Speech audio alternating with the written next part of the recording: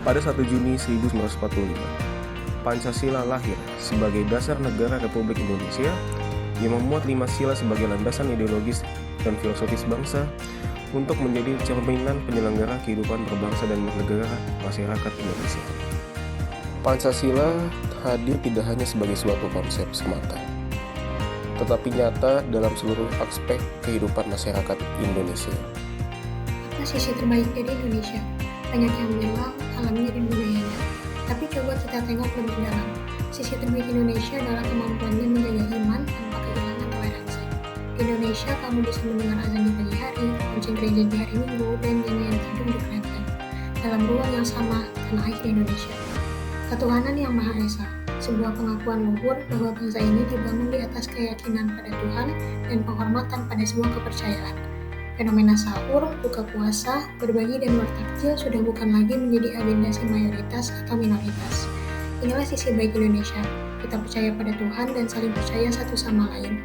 Karena dari iman, lahirlah kekuatan.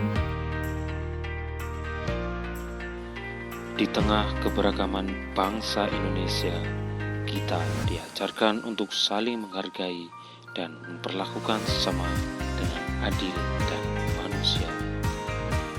Kemanusiaan yang adil dan beradab berarti menghormati hak setiap orang, membantu yang lemah, dan tidak membeda-bedakan. Kita hidup bersama bukan untuk bersaing, tapi untuk saling menopang. Inilah semangat bangsa yang menjunjung tinggi nilai-nilai kemanusiaan. Dari Sabang sampai Merauke, Indonesia berdiri di atas perbedaan yang kaya akan suku, bahasa, budaya, dan keyakinan. Namun, di balik semua itu, ada satu kekuatan yang menyatukan kita, yaitu persatuan. Bukan karena kita sama, tapi karena kita saling menghargai. Bukan karena tanpa perbedaan, tapi karena kita percaya perbedaan adalah kekuatan. Di tanah yang penuh warna ini, kita belajar untuk berdiri bersama, dari riuhnya kota hingga sunyinya pelosok desa. Semangat gotong royong adalah denyut nadi bangsa. Kita bukan sekedar penduduk satu negara, kita adalah keluarga dalam satu tanah air. Inilah Indonesia, tempat di mana perbedaan dirangkul dan persatuan dijaga. Mari terus jaga kebersamaan, karena selama kita bersatu, Indonesia akan selalu kuat. Sila keempat Pancasila mengajarkan bahwa keputusan terbaik lahir dari musyawarah. Kami meyakini semangat itu hidup dalam budaya gotong royong bangsa Indonesia.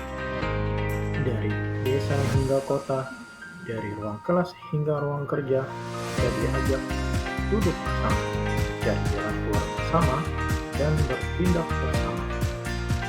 Inilah wajah demokrasi kita, bukan sekedar hak suara, tapi kekuatan kolektif yang mengakar dari nilai kebersamaan. Keadilan sosial bagi seluruh rakyat Indonesia.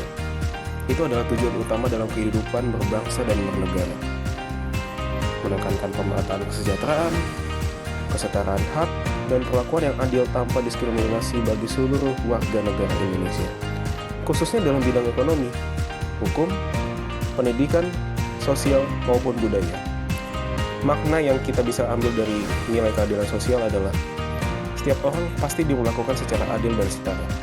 Tidak ada diskriminasi berdasarkan suku, agama, ras, ataupun golongan.